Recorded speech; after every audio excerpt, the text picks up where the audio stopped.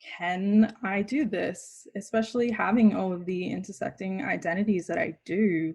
Is there a place for me in this industry? Can I succeed?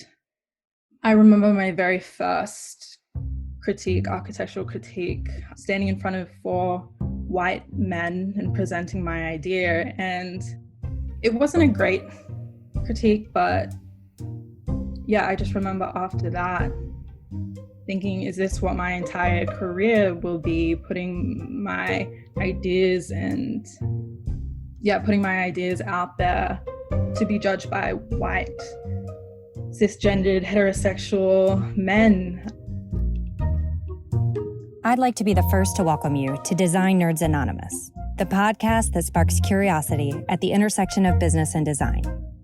I'm your host, Amanda Schneider, founder and president at ThinkLab, the research division of Sandow, and sister company to design brands you know and love, like Interior Design, Metropolis, Material Bank, and more. And I'd like to be the second person to welcome you to Design Nerds Anonymous. My name is Hannah Vitti, and I've been Amanda's right hand throughout the season.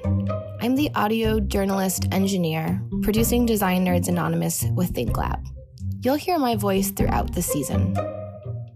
In this podcast, we've invited trailblazers from within the design industry and beyond to engage in conversations and explore the topics that will drive our future.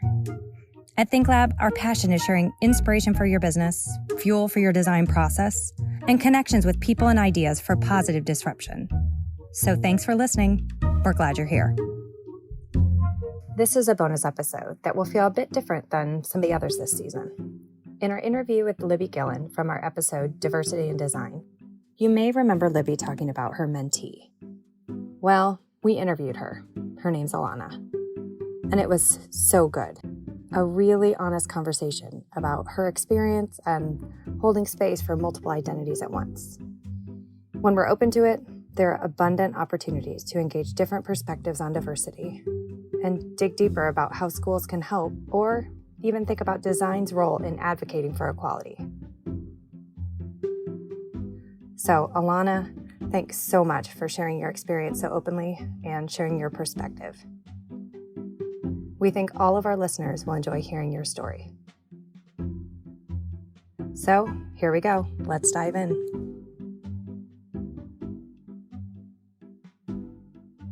My name is Alannah Vann. I am 22 years old and I just graduated from Brown University in May.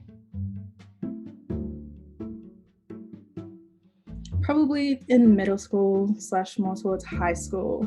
I was fortunate enough to travel a lot with my family overseas. I think that I was always looking up and looking at the details of buildings in the cities, pointing them out to my family and being like, look at that, isn't that beautiful or cool? And my family's like, yeah, and like moving on, we're going to this monument or whatever. So I kind of recognized early that I specifically cared more about, I guess, the city and buildings and what they looked like, and also how I felt within them.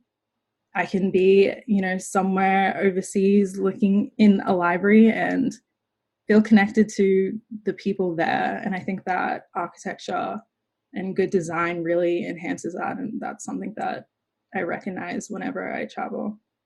I remember even being maybe in 10th grade and going to a career fair and talking to a master's student in architecture, and her talking about how difficult and how much time it is, but that it's worth it. And me thinking like, yes, I can do that. And I think it wasn't actually until I was older that maybe some doubt crept in when you get to see the breakdown of diversity in the workplace, that I maybe had those doubts of, can I do this? But I think that just having a really great group of friends around me that I went through the architecture program with, and also through mentorship, I have really, thought that it is possible and really stuck to that. Growing up in Australia, I was just always the token Black girl. In terms of demographics, Australia doesn't have a large population of people of African descent. So when I was thinking about design and my place in that world, I was just purely going off my interest and my creativity, and in terms of architecture specifically, wanting to kind of put together my analytical side with my creative side. And I think even though growing up there, I knew that I would always be the only Black girl in the workplace, it wasn't a reflection of, systemic oppression, more of just demographics and opportunity. In saying that, though, if I were Aboriginal in Australia, it would be a completely different discussion because they are subject to the same kind of institutionalist and systemic racism that Native Americans and Black people in the US are. So with all that considered, I never, doubted my place in the design world, or I guess even thought critically about how design bleeds into every aspect of life and can negatively impact communities and actively oppress. I was just very much thinking of it from the standpoint of, this is what I'm interested in. I want to solve issues, but in my head, the issues were, environmental things. And so then when I came to the US, I was then reckoning with what it meant to be a Black woman in the US.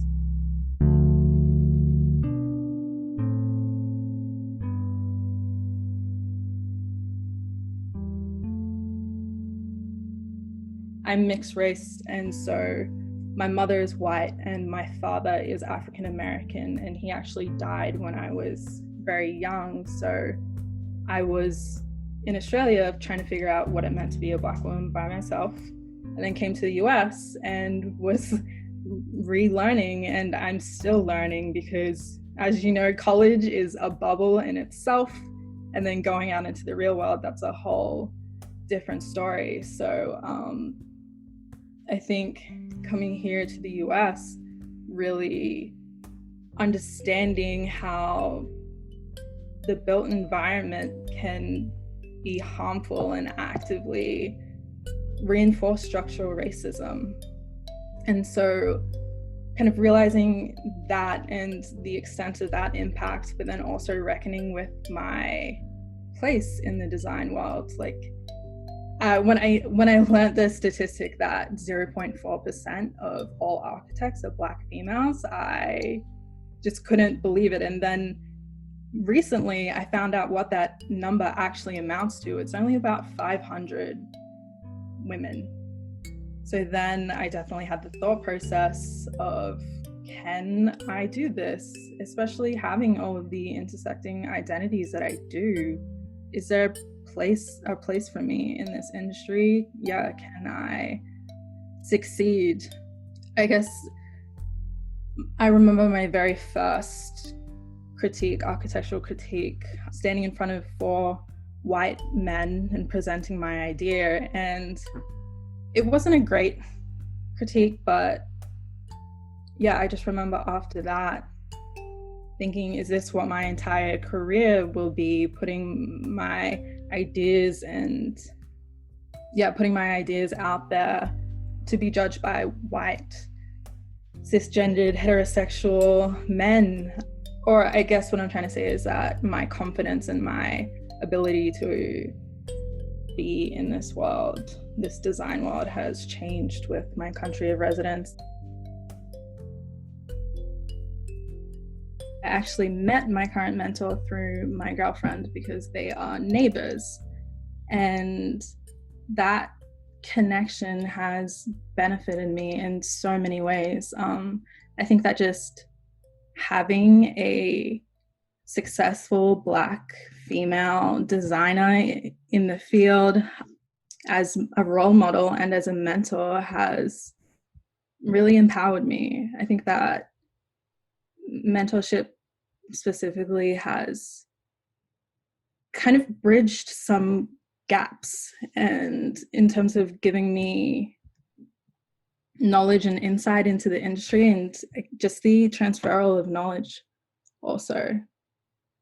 And for people who were only listening to this and couldn't see, like, as soon as you started talking about your mentor, your face lit up and smiled. And I think that's always a great sign. Are we talking about Libby right now? Yes. Okay, awesome. Yeah. So tell me more about Libby. I think at first I was very nervous, and I think taking it from a more professional standpoint, like I was still working on my portfolio, and I would just be scared. I'm like, she's going to ask for my portfolio. She's going to be mad that I'm still working on it. And here I am still polishing it up.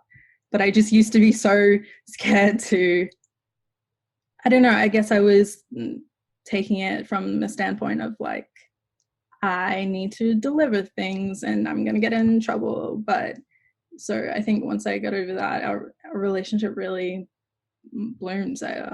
Libby is so generous and kind, and we have really, really great discussions just about all kinds of things. And I think what's been really great is that it's also kind of been a reflexive relationship in terms of we've both taught each other things.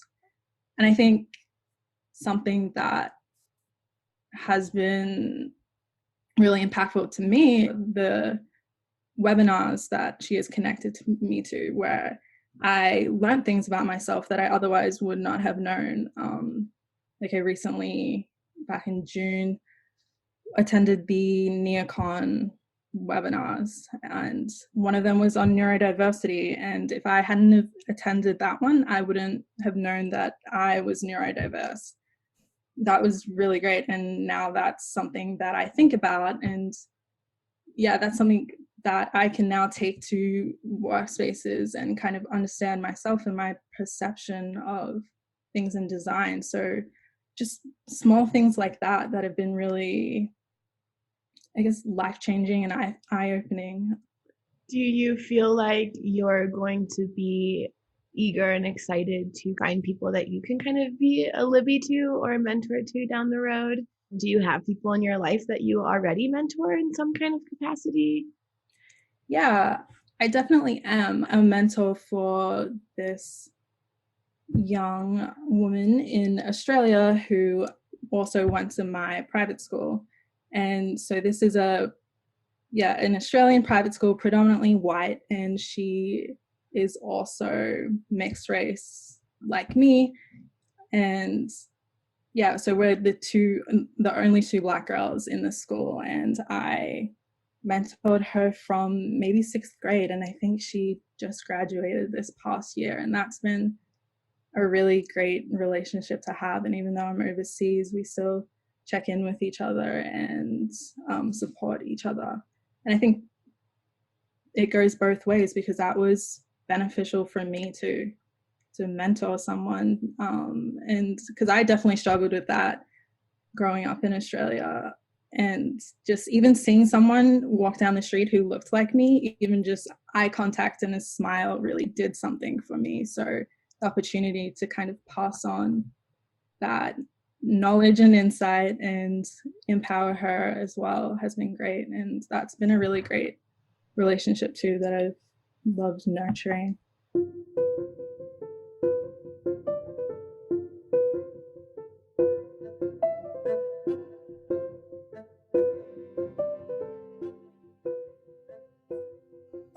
I actually was connected to a Brown alum who compiled an entire extensive document on anti-racist design resources, and that for me has been an absolute lifeline. I think, being a Black woman in architecture and on top of the other identities can really make you feel alone. Going to school with a couple of other Black women, even in that environment, you still just feel kind of alone. And so this anti-racist design resource has been really great for me, because it connected me to all of the events and the webinars and the communities that are talking about this. Like I've signed up for the Designers Protest National Call to get on and do that work. So it has been really, really encouraging and refreshing, and has given me, or reignited that spark that no, I'm not alone. Yes, it may be difficult, but there are movements happening. There are people dedicated to this, and there is a community for me that I can be a part of and lean on and learn from. So that's been really great. Like I even went to a portfolio and design webinar just to go through that for Black and Latinx people. So that was, really great. I think it's so powerful to find resources like that really kind of just illuminate that, like, wow, there are other people who really care about these same kinds of issues. Yeah, and we're in a moment where people are mobilizing and things are actively happening. That statistic that you shared with us about 0.4% of all architects are Black women. Mm-hmm. It's upsetting, it's frustrating. It makes me think about, how do we change that number? And if it was like, let's say that we had all like the money and resources in the world that we needed to change that number, what do you feel like as a Black woman who's just gone through an architecture program? What do you think we need in these programs, or even before these programs, to help change that number, to help, we could see something like 20% or 25% or 30, however big we want. What do you think are the barriers right now to raising that number? Yeah, starting with design schools, specifically, I think that design schools, we really need to confront how design practice reinforces structural racism through the built environment, and we need to restructure the way that not only design is taught, but how it also plays out in practice. So I think that is one major barrier. So one major barrier to Black people getting involved in architecture, because you get into this space and the way that design is currently being taught just reinforces white supremacy and neocolonialism and all of the harmful things. And if you are, as a designer, actively trying to push against that, it is seen as radical. And so I think that starting with there in the curriculum, and just redesigning that is a great place. And then I think then also in practice, it's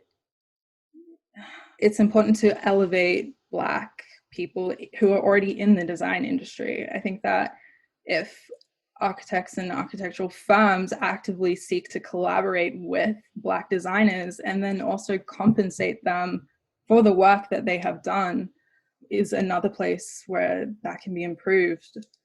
Seeing all of these firms kind of release their statements on standing in solidarity with the Black Lives Matter movement is great, but then also show me your board of directors, show me who you elevate, and is there the opportunity not only for Black and even Latinx people to be in these spaces, but then also pushed through the ranks and elevated. So I think also for people who are thinking about design, and if you are a young Black individual looking at higher education and getting into a certain field, and you're looking at design, and then you're looking at statistics and seeing that, wow, okay, there are 500 Black architects, female architects. Can I be one of them, or should I go into engineering where I might have a better chance of making it? So I think it's really about not only visibility in the current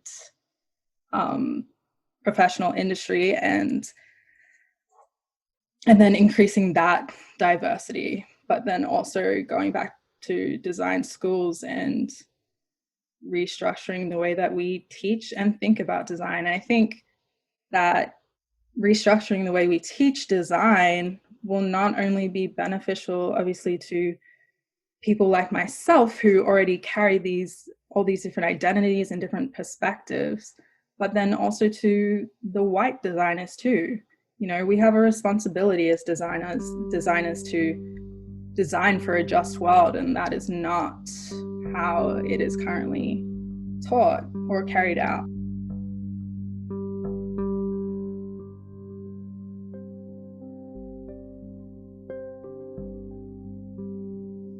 Absolutely, because it's one thing to recruit, Black students, but it's once they get to those classrooms and everything is just reinforcing, like you said, white supremacy and not allowing space to, discuss what's wrong or include Black faculty or Black designers, then it's kind of like what's going to keep those students in the curriculum. And then I would also add to that there then needs to be the opportunity for Black and Latinx youth to have internships and paid internships.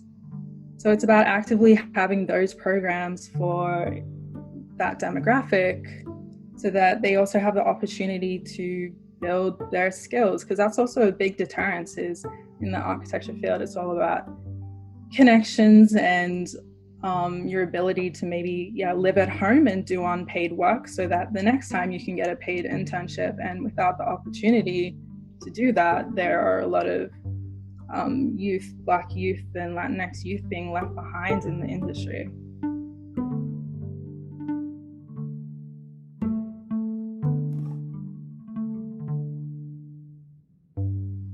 It's interesting because I have so many different intersecting identities. Like I am an international, mixed race, neurodiverse, gay, Black woman, came from a low income background. So holding on to all of those things and coming into any space, I essentially, not that I have to prioritize, but they don't all come through at the same time. I don't know, I often joke with people, like when I enter a room with, cis het white people, and if you were to take, a diversity sheet and tick the boxes of all the identities in the room, they would all be there, but I'm the one bringing all of them. So yeah, I think about that a lot and carrying all of the different ones. And I think that in an ideal world, each one of my identities would be reflected in at least one other person.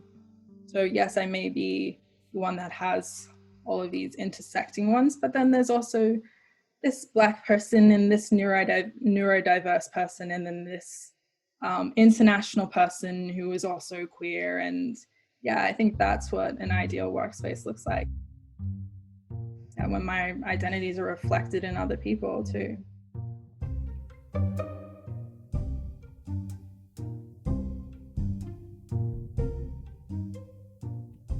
Again, a special and sincere thank you to Alannah Vann for sharing her story. We hope this inspires you to think differently.